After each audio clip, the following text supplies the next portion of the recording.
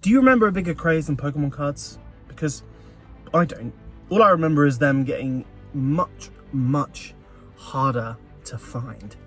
And that's why I made this channel, so that we can figure out together where the best place to get your Pokemon cards are.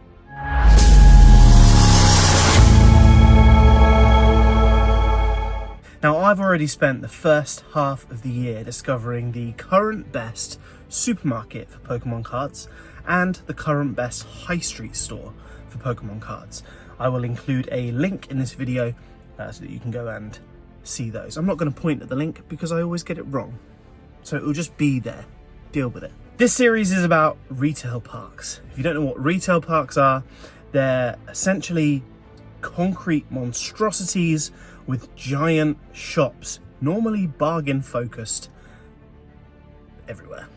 Retail parks are a very sort of American feeling thing. I think they call them strip malls or like power centers and things like that. We call them retail parks. It's a bit easier, I guess. Essentially, it's one big flat car park bordered by some massive, massive shops. Retail parks are everywhere in the UK. You can't drive 5 miles without passing one. Big, small, inconsequential, they are everywhere. They first started springing up around the 1970s when cars became more popular and everybody had one. There was no need to catch public transport or walk into your lovely town centre anymore. You could drive to a concrete hellscape and buy your food there. As you can probably tell if you've watched many of my videos before, I'm definitely more of a fan of the traditional high street than I am things like supermarkets and retail parks. However, I do believe that there is value to be found in these stores, which is why I'm doing a series on retail parks.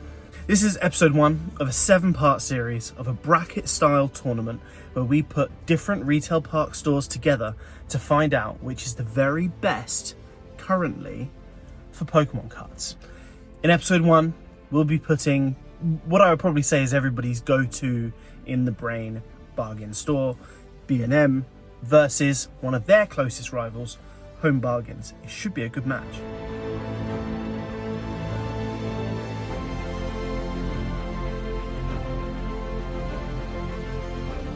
Just a quick reminder then of the scoring system, and I try to keep it as simple as I can. I'm going to visit 2 B&M stores and I'm going to visit 2 Home Bargain stores. In each store, they have a chance to score by simply having stock that I want to buy. That's normally a booster pack. So if they stock 1 booster pack that I can buy, they score 1. So they've got a chance to score 2 before I even open any packs. Within the packs, and I do try to keep it simple, and people have suggested that maybe the rarity of the card increases the score, but I just want to keep it really simple. If there is a card within the pack that is rarer than just a standard holo rare, they get another point. So your EXs, any sort of double rares, illustration rares, special illustration rares, those kind of things, they will get another point. Even if it's the rarest card in the entire world, if I pull Moonbryon out of Prismatic, that's still just 1 point. It's lovely for me, but for the competition, it's still just 1 point.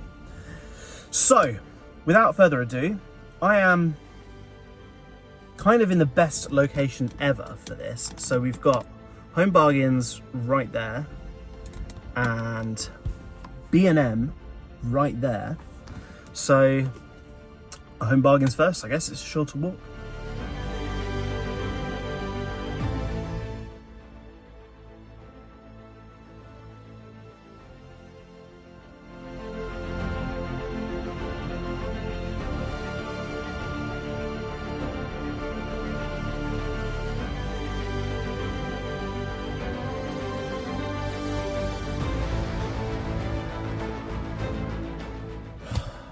Well, that can only be described as a disastrous start to the season. I'm getting supermarket flashbacks.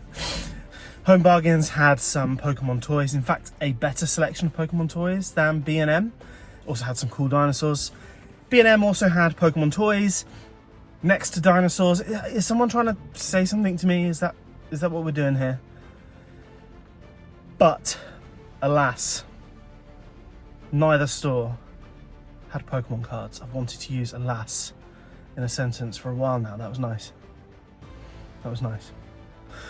Okay, so the next B&M, the next Home Bargains, they're not next door like this, so we need to go on a little drive. We're going to sing some songs. I want some requests. If you've got any songs that you desperately want us to sing in the car together, make sure you comment them down below. If I know them, if I like them, I'll make sure they're on my playlist for future videos. If I don't, if they're really obscure, just wasted a comment, but have fun. So first stop, more fuel, because I'm coasting, and then on to the next Home Bargains. You dirt, you've given me nothing but heartache and hurt. I'm begging you sweetly, I'm down on my knees. Oh please, grow for me. I've given you plant food and water to sip. So here we are, Home Bargains number 2, Home Bargains second and last chance. Is it their last chance? If they don't score in this shop, they're not scoring at all today. If they do, they could score more. Strange sort of caveat in this game, I suppose. Do Home Bargains normally stock Pokemon cards? I don't know. Didn't do the research for this one. I just needed as many retail stores as I could find. So I'm hoping so, because I want to open some Pokemon cards. That's the whole point.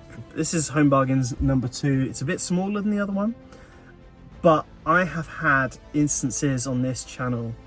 One of my very, very earliest videos, I did a video where I went to different B&Ms actually, and it was the smallest B&M in town that had the most Pokemon cards. So the size of the store is never really the absolute indicator as to what kind of Pokemon card stock they're going to have. So let's be positive and let's go in and find some Pokemon cards.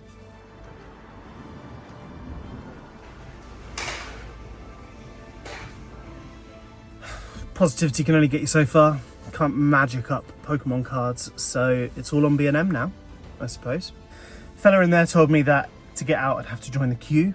It was a massive queue, one till was open, and it's the only way out of the store. You know, some of these sort of bargain stores on retail parks, they trap you in unless you buy something. But, to my credit, I didn't. I just pushed through and said, right, I'm just leaving.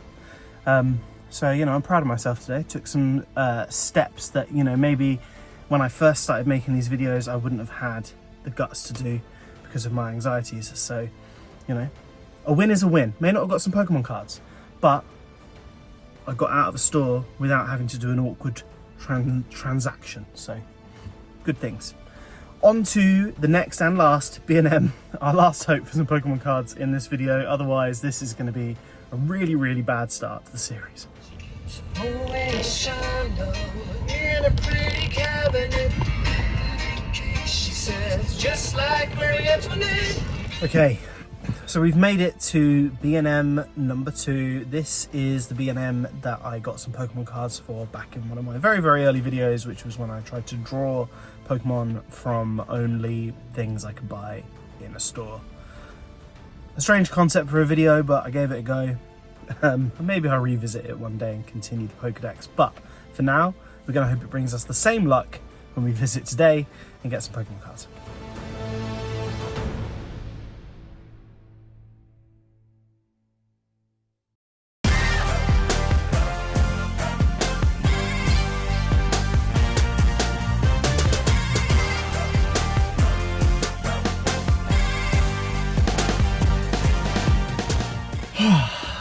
Amazing luck. I walked around the toy section for a couple of minutes until I saw that amazing Pokemon display. They didn't have anything brand new or exciting in there, but they had some good stuff, and I went with the Ursaluna collection box. So it's lovely Hoot Hoot, Noctowl, Ursaluna, EX, giant card, which I don't collect. It was £21.99, which is 4 packs in there. 3 promos, a giant card, I think that's quite good value. It's not amazing, but it's probably, you know, less than a £5 per pack, so that's okay. We'll cope with that. So we currently stand at 1-0 to B&M. I do want to get these home and get them open, but before I do that, a couple of things to go through. When I went to the garage, I picked up a scratch card. I've not bought a scratch card for years, but I thought I need to fund this channel somehow. So I'm going to get this open and see if I win anything. I thought it would just be, you know, we're gambling anyway with Pokemon cards, so let's just see if we can, you know, extend that luck at all. Just want to make sure I don't beep the horn as I do it. But we need to match 3 black amounts. So we've got 10,000, that would be nice. 100,000, that would be nicer. And a blue 20, which is just basically may as well be nothing. We've got another 10,000 here. So I just need one more 10,000. A 10. 100. I'll take 100. That'll do 2 videos. 50. £2. And the blue 50. Am I missing anything, or have I? Yeah, that was a waste of a quid. But you know, I collect Pokemon cards, so I'm used to wasting quids. I'm excited to get this home and get this open. I thought before I rush off, I will just do a very quick, and you can skip this bit if you want to, but I'll do a very quick mental health check-in, because a few weeks ago I uploaded a video where I went to a Pokemon card show and I essentially had a breakdown on screen, and many of you were very, very kind in your comments. So I thought, you know, when you put yourself in the public eye, even if it is just a small audience, it's good to just continue to be as honest as you can. So quick mental health check-in. How are you all doing? Are you okay? How's life? Is it difficult? Probably. For me, I'm probably in one of the darkest spaces that I have ever been in. I have suffered on and off pretty much my whole life. I've been on antidepressants since I was 16. It's nothing new to me, but this is probably, you know, the worst I've felt in a really, really long time. And it's taken me a while to address that with myself, because you deny it. You go, no, I'm happy. I make YouTube videos. It's cool. It's really hard because I found a hobby that I love, but then I've got a job that doesn't allow me the time and the energy to do the hobby the way that I want to do it.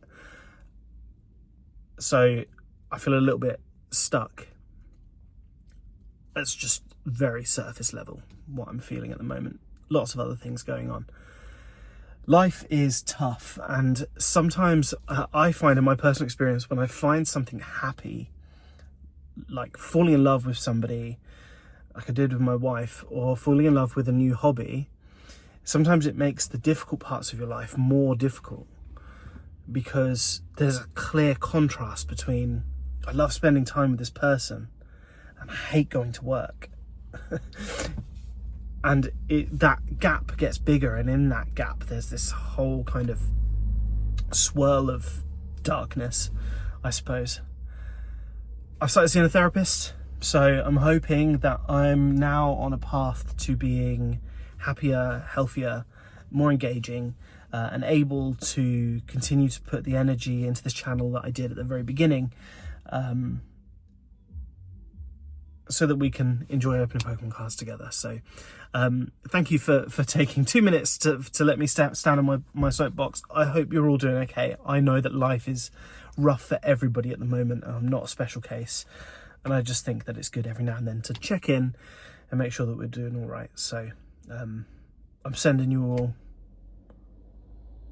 love and good Pokemon card opening vibes. Let's get back, let's get this open, and let's see how much B&M win by. You're so fit, and you know it, and I only dream of you, cause my life's such a bitch. You can't change it. Maybe you need somebody just like me. Don't turn me down, cause I got no car and I got no money. I asked you to dance at, but you said no. So we've made it back, and just a quick recap, there was no Pokemon cards found in Home Bargains, but a collection box, Ursaluna Blood Moon, found in B&M. Found in B&M. I was holding it upside down. I'm going to get this open now and find out exactly what packs we have inside. These boxes are definitely easier to get into than tins. I always struggle with tins. So, first things first, giant Ursaluna. We also have regular sized Ursaluna, Hoot Hoot and Knocked Owl, which is lovely. We've got one pack of Surging Sparks, another pack of Surging Sparks, one pack of Stellar Crown, and one pack Paradox Rift. Now remember, B&M will score an extra point for every over rare card that's in these packs. So at the moment they're winning 1-0. They could win a total of 5-0, maybe. We'll find out. I'm going to dig straight into these and then we'll talk about upcoming episodes. Let's get stuck straight in with a pack of Paradox Rift. Now remember, I collect Paradox Pokemon, and there are a few of those in Paradox Rift, so there's a couple of chances for me to get something that I'd be quite pleased with in this pack. So, Grass Energy. We've got Snorunt, Honedge, Horsey, Joltik, Toadscrawl, Screamtail, Technical Machine Devolution, Reverse Hollow Tandemaus, Reverse Hollow Magby, and Skeledirge EX. That's an EX card. That means we're looking at 2-0 to B&M. We're going to do a pack of Surging Sparks next. So let's see if I can get into this without using my teeth. There we go. And a code card for you. Let's guess the energy. This is going to be fire. It's electric. It's Surging Sparks, Mark. Come on. Excadrill, Quaxwell, Morlull, Helioptile, Gravity Mountain, Executor, Miraidon, Reverse Hollow Sotodle, Reverse Hollow Victini, and Tapu Koko. Still just 2-0 to B&M. Okay, let's do Stellar Crown next. And as always, code card for you. This is going to be water. Fighting. Okay, we've got Pawmi, Fletchling, Marill, Gossifleur, Marowak, Toadscrawl, Kofu, Reverse Hollow Toadscrawl. Whoa! You've got Squirtle.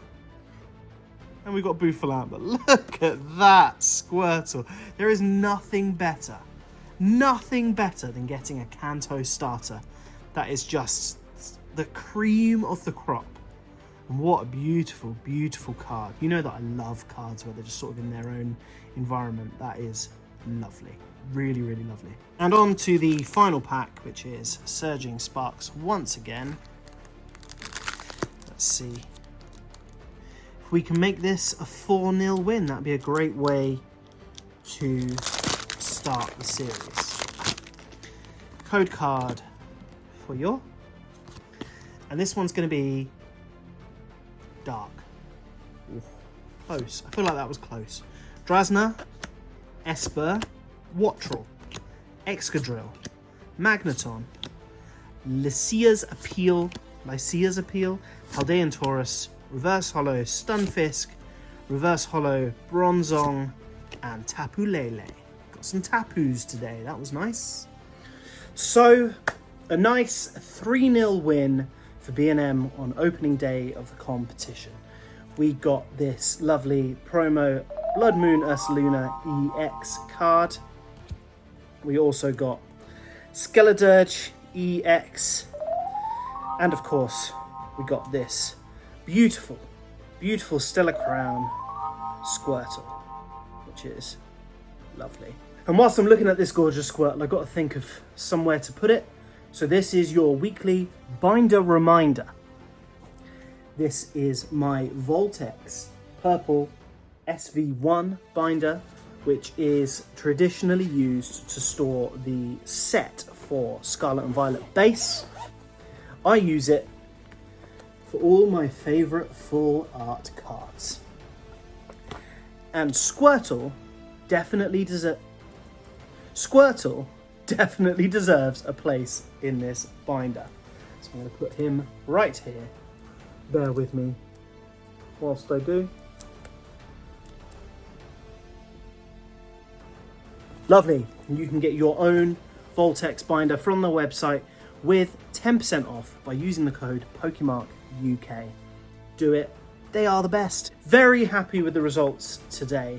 Let me know what kind of Pokemon cards you've found in B&M before. I'm really interested to know. Drop a comment below. Make sure that you like this video so that more people see it, so that we can get more information on where to get Pokemon cards. And of course, subscribe so that you don't miss the rest of the series.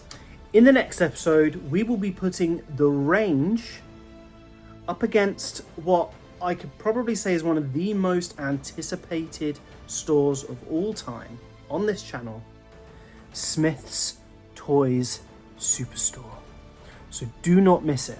I will see you there. Thank you for watching.